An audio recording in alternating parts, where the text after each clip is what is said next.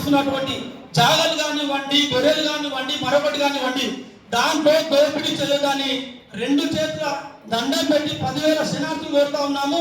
మీరు ఇట్లే విచ్చలవిడిగా చెలరేగి ముందుకు పోతే మాత్రము ఆనాడు దొడ్డుకొమ్మరయ్య గొడ్డలు తీసుకొని ఎట్లా తిరగబడ్డాడో అదే గొడ్డలు తీసుకొని అడవుల్లో గొర్రెలు మాపుతున్న ఈ కుర్మకులాసులు అందరూ కూడా ముందుకొచ్చి మీ వెంబడిస్తారు. మిమ్మల్ని ఆ రోజు దగ్గరలో ఉండాలని గుర్తు చేసి ఒక సందేశాన్ని ఈ పేదలైనటువంటి కుర్మకులను ఆదుకోవడానికి మాకిచ్చిన ఆ భవనాన్ని తిరిగి నారాయణని తరిమి కొట్టడానికి మా కులాసులకు కూడా మీరు గుర్తు చెప్పాలని కోరుతా ఉన్నాము.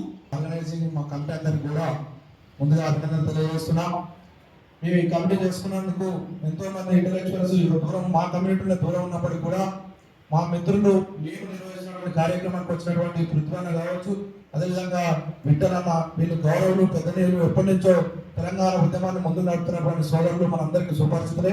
అదేవిధంగా వేదిక పైనటువంటి అదేవిధంగా మహారాజు సోదరిమణులు, మహిళా మని ఏకైక ఇదంతే ఒక ఉద్యమ పోరాటం చేసినటువంటి జాగ్రత్త వాచనాలు ఉన్నటువంటి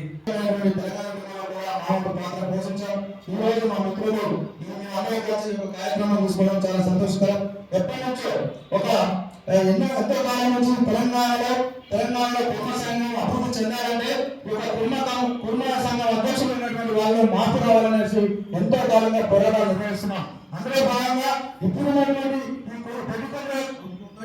బలమే కాదు, ఇప్పుడు ఉన్నటువంటి పాత కాలంలో ఎంతో మంది కుటుంబాలు కొట్లాడి తన యొక్క జీవితాలను తృణప్రాయంగా పెట్టి తన యొక్క సొంత డబ్బులతో నిర్మించినటువంటి ఆశలు కూడా ఒక్కరికంటే ఒకరికి పేదలకు సృష్టించినటువంటి పరిస్థితి లేదని చెప్పడానికి ప్రత్యేక సాక్ష్యాన్ని నేను తెలియజేస్తా ఉన్నాను. ఎందుకంటే ఉస్మానియా యూనివర్సిటీలో ఉన్నప్పుడు అదేవిధంగా గ్రూప్ అయినప్పుడు ఎంతో మందికి నీరు పంపిస్తే కూడా వాళ్ళు ఎంతో మంది పేదలకు లేదు. అక్కడ ఉన్నటువంటి వాళ్ళకి మాత్రమే సీట్లు ఇచ్చి వాళ్ళ యొక్క సొంత ఆధిపత్యంగా కొనసాగిస్తున్నారు. కాబట్టి ఈ యొక్క కుటుంబ సంఘం భవనాన్ని అదేవిధంగా ఈ పెట్టుకునే ఈ యొక్క ఉస్మానియా యూనివర్సిటీ కూడా మన అందరూ ప్రపంచానికి తెలియజేయాల్సిన అవసరం ఉన్నది. ముఖ్యంగా ఇప్పుడు ఏదైతే కోమపేటలో 5 లక్షలకు పైన ఇచ్చి 5 కోట్లు ఇచ్చి అదేవిధంగా భవనాన్ని నిర్మిస్తుంటే దాన్ని కార్పొరేట్ వ్యవస్థ నారాయణ చాలా చిక్కు చేయడానికి వ్యవస్థ. కాబట్టి ఎవరైతే ఉన్నారో మీరు అందరూ కూడా మీ ఉన్నటువంటి కుటుంబ ఆశ్రయం పంచుకోవడంలో మీ శ్రద్ధ కాదు. మీరు ఎప్పుడైతే ఉన్నారో ఇక్కడ అనేక మంది యువకులు విద్యార్థులు ఉన్నారు. ఆ కులంలో ఉన్నటువంటి IAS IPS తయారు చేయడానికి ప్రయత్నించాలి. లేదంటే రాజకీయం వెళ్ళడానికి అనేక మంది లైన్ కట్టి ఉద్యమాలు నిర్వహిస్తున్నారు. వాళ్ళందరినీ ఎమ్మెల్యేలను ఎంపీలను తయారు చేయడానికి మీరు బుద్ధులు ఉపయోగించాలి. కానీ మీ దగ్గర ఉన్నటువంటి లారీ మంది డబ్బులు కాకుండా ఈ కుల సంఘంలో ఉన్నటువంటి పేదవాడు, కుల సంఘం అంటే 10 పేదలు ఆటోలు చెల్లించి మొదలు పెట్టుకుంటే IAS ఆఫీసర్ వరకు కులాము అందరూ సమానం. కాబట్టి వాళ్ళందరి ఆశలు తిని మీరు 11 తయారు కావాలని చెప్పి తెలియజేస్తూ మీరు కుల ద్రోహులు తెలియజేస్తూ మీ మిత్రులు ఈ దేశవ్యాప్తంగా ప్రపంచవ్యాప్తంగా కుటుంబంలో జరగాలని అవసరం ఉంటుంది. సమయం చాలా తప్పని నేను కాబట్టి ఒక ఉద్యమ కార్యంలో సామాన్య చెప్తారా ఈ అవకాశం పెద్దవారికి ఇంతసేపు వేడుకున్నటువంటి ఈ వేదిక కింద కూర్చున్నటువంటి పత్రికా మిత్రులు, విలేకరుల మిత్రులు, ప్రింట్ మీడియా, ఎలక్ట్రానిక్ మిత్రులందరూ కూడా అదేవిధంగా వచ్చినటువంటి కులపాలకు వేల కొలను ధన్యవాదాలు తెలియజేస్తూ ముగిస్తున్నాను. జై కుర్మ! జై కుర్మ! 15 సంవత్సరాల నుండి ఈ కులం కోసం ఫైటింగ్ చేస్తూనే ఉన్న ఒంటరిగానైనా సరే ఒక మహిళ వెళ్ళి అయితే 2017లోనే ఈ మా కుటుంబ సంఘానికి సంబంధించినటువంటి భవనం ఏదైతే ఉందో ఆ భవనం సాక్షిగా 2017లోనే ఈ లెక్కలు ఈ విషయాలు అయినందుకే ఏకవల్లేశం అతని అనుచరులు నా మీద దాడి చేయడం జరిగింది. దానికి ప్రతిఫలంగా KYCS అనే ఒక సంస్థ ఏర్పాటు చేయడం జరిగింది.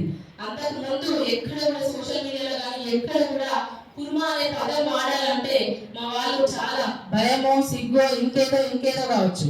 కానీ ఆ తర్వాత ఎప్పుడైతే KYCS అనే సంస్థని నేను నాతో పాటు ఒక ముగ్గురు ఏర్పాటు చేసి దాన్ని రాష్ట్రం దేశాలు వినబడేలాగా కుర్మ యువ చైతన్య సమితి అని పెట్టి ప్రతి కుర్మ పేరు పక్కన కుర్మ అని చేర్చుకోవాలి అని చెప్పి మనకు జరుగుతున్న అన్యాయాలు, మన ఆస్తులు అంతస్తులు ఏమున్నాయి అవన్నీ లెక్కలు అడిగేది కాదు.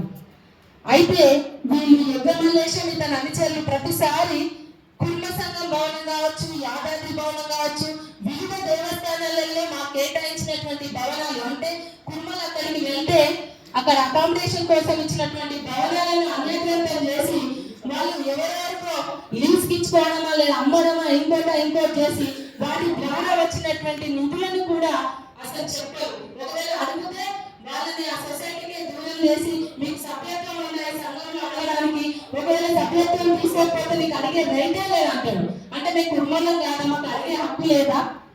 ఆ తర్వాత ఇప్పుడు ప్రతి సంవత్సరం ఇట్లనే ఇప్పుడు అసలు రాష్ట్ర ప్రభుత్వం అనేది కుటుంబాలను గుర్తించి మనకు 5 ఎకరాలు ఇవ్వడమే నిజంగా గొప్ప. ఎందుకంటే మన దాంట్లో చదువుకున్న వాళ్ళు చాలా తక్కువ కుటుంబాలు. ఎందుకంటే మా జీవన విధానం గొర్రెలను కాసుకోవడం, గొంగడి వేసుకోవడం మా వృత్తి, ఇట్లాంటి వాటిల్లో మా కులం ఎప్పుడు వెనుకబడే ఉంటుంది. దాదాపు ఈ రాష్ట్రంలో మొదటి స్థానంలో ఉండాల్సిన మా జనాభాని ఆ జనాభా లెక్కల్ని కూడా హైట్ చేసి మా కులాన్ని కనుమరుగయ్యే పరిస్థితికే తీసుకొచ్చారు. గొల్ల కులం కలిపి 50 కులంగా తీసుకురావడం జరిగింది. సరే అదైనా బాగుంది అంటే అక్కడ కూడా మాకు కుర్మ అంటే బీసీబీలో, యాదవ్ అంటే బీసీబీలో ఉండి మేము తక్కువ మేము ఎక్కువ అనే ఆ అపోహను మాకు కలగజేసింది. మెల్లమెల్లగా ఇప్పుడు మేము ఆ స్థితి నుంచి బయటపడి వచ్చి ఇవాళ మా విద్యార్థులు చదువుకోవడానికి మన కుర్మలు ఇప్పుడిప్పుడే చదువులో ముందు రాణిస్తున్నారు. దాన్ని కూడా మీరు ఏకదేశం అప్పటి నుంచి 10 సంవత్సరాల నుంచి ఒక నియంత్రణలాగా కుటుంబ సంఘం భవనంలో అధ్యక్షులుగా ఉంటున్నావు. నేను మొదటి నుంచి చెప్తున్నాను మన కుటుంబాలందరికీ ఇప్పటికైనా మేలుకునేందుకు సంతోషం. మీ మీద ప్రతిసారి ప్రెస్ మీట్లు పెట్టుకుంటూనే పోతున్నాం, కానీ మారుతూనే ఇప్పుడైనా మారు కొంచెం బుద్ధి నచ్చుకో. ఎందుకంటే కుటుంబాల మీద వేరే వాళ్ళు దాడి చేసిందంటే దాంట్లో పెద్ద అనిపించదు, కానీ కుటుంబం మీద ఇంకో కుటుంబం దాడి చేస్తే స్వీకరిస్తుంది, చెప్పుకోవడానికి అవమానం అనిపిస్తుంది మాకు. ఇట్లా 5 ఎకరాలు వచ్చిన భూమిని మా కుటుంబం చదువుకోవడానికి ఐఏఎస్ ఐపీఎస్ అవుతామని చెప్పి ఒక్కొక్క ఊరికి పోతుంటే మనం చెప్తే చాలా గొప్ప అనిపిస్తుంది. ఎందుకంటే సమావేశం మనలో కూడా ఒక గొర్రె మిస్ అయితే ఆ గొర్రె వెంటనే కనిపెట్టేటువంటి టాలెంట్ ఉన్న వ్యక్తి మా కుటుంబాలు. అంటే అతిశయోక్తి కాదు, అంత టాలెంట్ ఉన్న మనము ఇవాళ చదువుకొని బాగుపడదామని ఇవాళ ఒక భవనం ఇస్తే గవర్నమెంట్ దాన్ని కూడా మీరు ఎవరైతే మనం నిధులు నియామకాల కోసం కొట్లాడినామో అవే నిధులని మళ్ళీ తీసుకొని మీకు ఆంధ్ర పెట్టుబడిదారులకు కట్టబెడుతున్నారంటే ఇంకేం చెప్పాలో అర్థం కావట్లేదు. ఇవాళ నారాయణ సంస్థలో ఏమన్నా ఫ్రీగా చెప్తున్నా మనకి ఎడ్యుకేషన్, ఏమన్నా మన విద్యార్థులకు మన పిల్లలకు ఉచితంగా బోధిస్తున్నారా వాళ్ళు? మరి మీరు కోట్ల భవనాలను తీసుకెళ్లి వాళ్ళకి ఇస్తే మన విద్యార్థుల భవిష్యత్తు ఏం కావాలి? ఇక్కడ నుంచి నేను తెలియజేసేది ఏంటంటే గవర్నమెంట్ కి మీరు ఇచ్చిన భూమి మా పిల్లలు చదువుకొని బాగుపడడానికి కదా, మా కులం అభివృద్ధి చెందడానికి కదా, మా కులం వాళ్ళు ముందుకు రావడానికి కదా. కానీ ఇక్కడ గవర్నమెంట్ కూడా బాధ్యత తీసుకొని అసలు మీరు ఎవరికి ఇచ్చిండ్రు, మా కులంలో పెద్ద అని ఆయన ఎట్లా నిర్ణయించిండ్రు, మా రాష్ట్ర అధ్యక్షుడు మీరు ఎట్లా నిర్ణయిస్తారు? ఆ సంఘానికి అసలు ఎలక్షన్స్ జరగలేదు కదా. అసలు నిజానికి లీగల్ గా అక్కడ ఎటువంటి సర్టిఫికెట్స్ కానీ లీగాలిటీ లేనటువంటి ఒక సంఘం రాష్ట్ర అధ్యక్షుని మీరు ఎట్లా రాష్ట్ర అధ్యక్షుడు నిర్ణయిస్తున్నారు? ఆయన ఎట్లా కట్టబడుతున్నారు అని అడుగుతున్నాను. రాష్ట్ర ప్రభుత్వం కూడా ఒకవేళ మీరు నిజంగా చిత్తశుద్ధి ఉంటే మా కులంలో ఉన్నటువంటి మేధావుల నుంచి, మహిళల నుంచి, విద్యార్థుల నుంచి ఒక్కొక్కగా తీసుకొని దీని మీద ఎంత పెద్ద వ్యక్తులైనా సరే మనకి ఇచ్చిన భవనాలు మన పిల్లలు బాగుపడాలి మేము చెప్తుంటే మీరేమో మన వాళ్ళని నాశనం పట్టించి వేరే వాళ్ళకి అంటే ఇక్కడ మీ సొంత మీరు బాగుపడడానికి చేస్తున్నారా లేక మన కులం బాగుపడడానికి చేస్తున్నారా అనే అంశం క్లారిటీ కావాల్సిన ఆవశ్యకత ఉంది.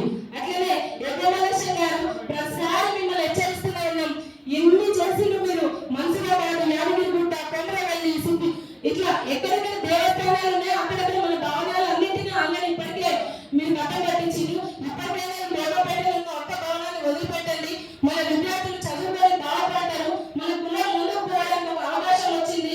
ఈ గవర్నమెంట్ ఇచ్చిన దాన్ని గవర్నమెంట్ కూడా ఒకసారి మీరు ఆలోచించి మా పిల్లలకు ఇచ్చిన భవనాన్ని తిరిగి ఇక్కడ ఒక హాస్టల్ కేటాయించిన భవనం కట్టించారు.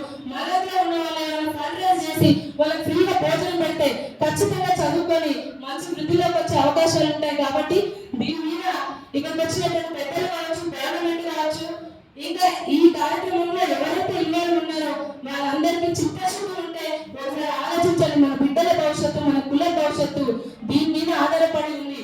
అంతేగా మన ఆత్మగౌరవం ఉంది. దాని పేరే భవనం పెట్టిరు. ఇవాళ మన కులంలో తెలుగులో మొట్టమొదటి అమరవీరుడు ప్రభుత్వం మన కులం నుంచి ఆయన పేరే దేశాలు మోగుతుంటే ఆయన పేరు పెట్టిన భవనాన్ని తీసుకుని మీరు ఒకరికి తాకట్టు వెళ్తున్నారు, ఒక కాళ్ళ దగ్గర వెళ్తున్నారంటే కొంచెం మీకు కాబట్టి ఈ విషయం మీద కూలంకుషంగా మరింతగా చర్చ పెట్టడానికి ప్రెస్ మీట్ కాబట్టి లోకి వెళ్ళడానికి అవకాశం లేవనుకుంటా. టైం అయిపోతుంది మనకి. చేసిన గతంలో కూడా రుద్రాన్న నేను పాషమయ్య సార్ మీ సంఘం మీటింగ్లోకి రావడం జరిగింది. నాకు పెద్దగా ఈ ప్రాబ్లం గురించి తెలియదు కానీ రాత్రి లండన్ నుంచి సుభాష్ అన్న ఫోన్ చేసి చెప్పిండు, కాంచయ్య గారు ఏం చెప్పారు, ఏం చెప్పమన్నారు మీకు అనేది ఒక చిన్న ఆడియో ఉంటుంది, అది వినిపిస్తాను మీకు.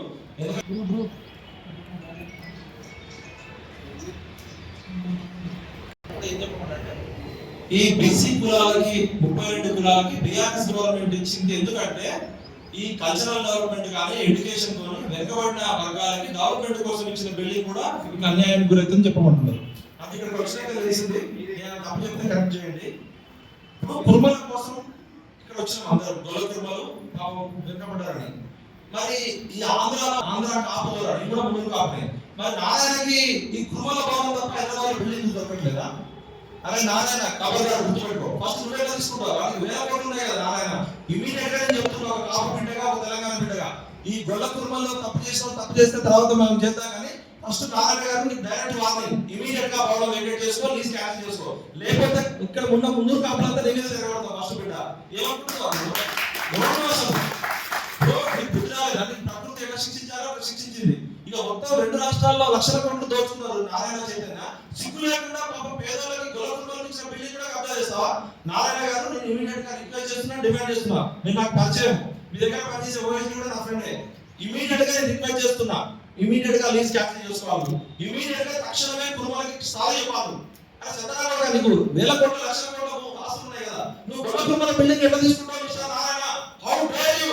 ఫస్ట్ నారాయణ గారు తప్పు. సెకండ్ ఇక్కడ వచ్చిన వాళ్ళు ఇప్పుడు మా మిత్రులు ఇచ్చిన ఫోటోలు అప్పుడు చూపించాలి, ఎవరు దొంగలని నేను అడిగినా, ముగ్గురు ఫోటోలు చూపించారు, ఎవరు దొంగ చెప్పారు, మీ ఎప్పుడు చెప్పి ఎవరు దొంగ చెప్పి ఎవరు పెద్ద మా మాజీ ఎమ్మెల్సీ కుటుంబ సంఘం అధ్యక్షుడు మన ఏకమల్లేశం గారు మొదటి ముద్దారు. అంతేకాకుండా ఏకమల్లేశం మొదటి ముద్దారా, కావ్యమల్లేశం మొదటి ముద్దారా? ఏకమల్లేశం మొదటి ముద్దారు. ఖబర్దార్ ఖబర్దార్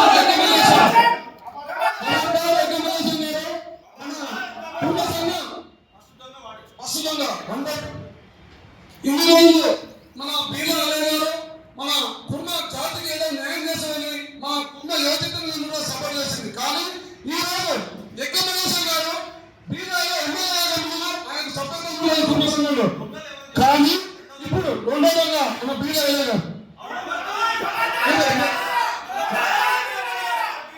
మూడోగా మన కుటుంబ సంఘానికి కాబోయే అధ్యక్షుడు చెప్పుకునే మన కేఎల్ మల్లేశం గారు. తెలుసు క్యానో మల్లేశం అయితే నా అభిమాని, రోజు ఫోన్ చేసి మాట్లాడతాడు.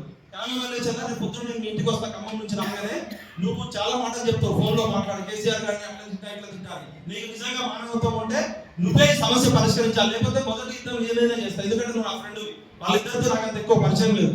ఇక సబ్జెక్ట్కి వస్తే డైరెక్ట్ నేను చెప్పింది తప్పరేట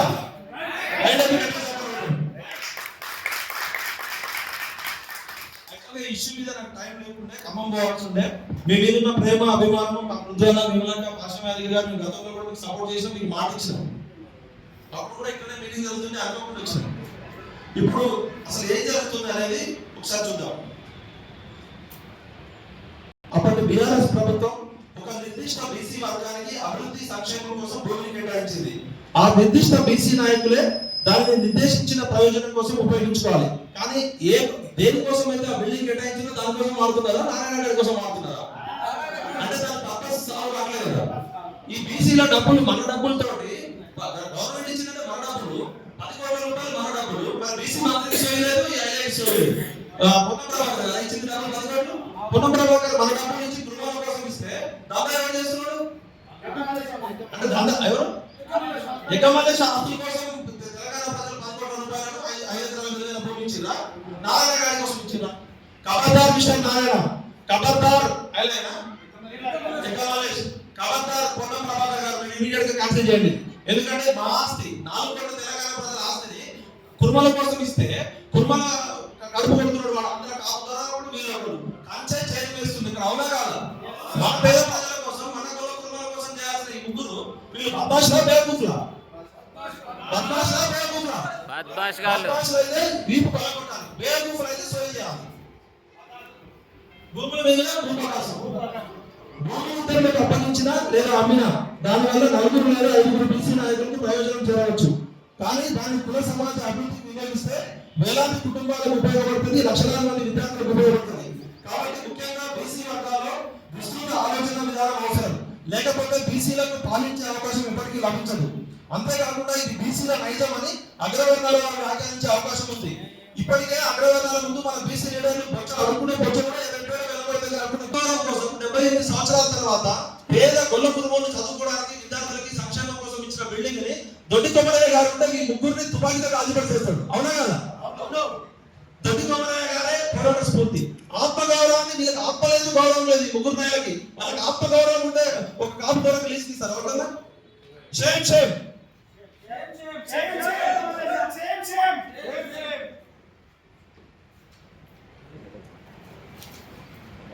జీవో నెంబర్ 59/2018 జీవో నెంబర్ 7.5 10 కోట్ల.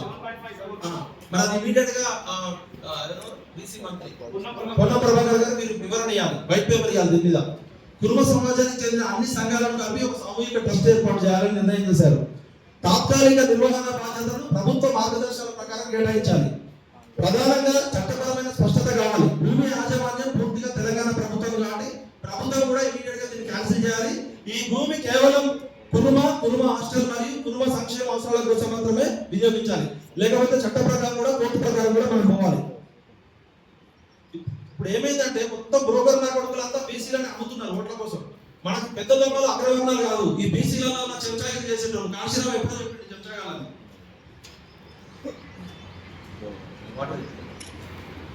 ప్రజలందరి సమస్య, ముఖ్యంగా బీసీల ఆత్మగౌరవ సమస్య. కాబట్టి బీసీలలో అన్ని కులాలు కూడా మన కుటుంబాలకు మద్దతు చెప్పాలి. మద్దతుగా వచ్చిన గుజరాతులు మిగతా కులాలకి గట్టిగా ఆశపడరు.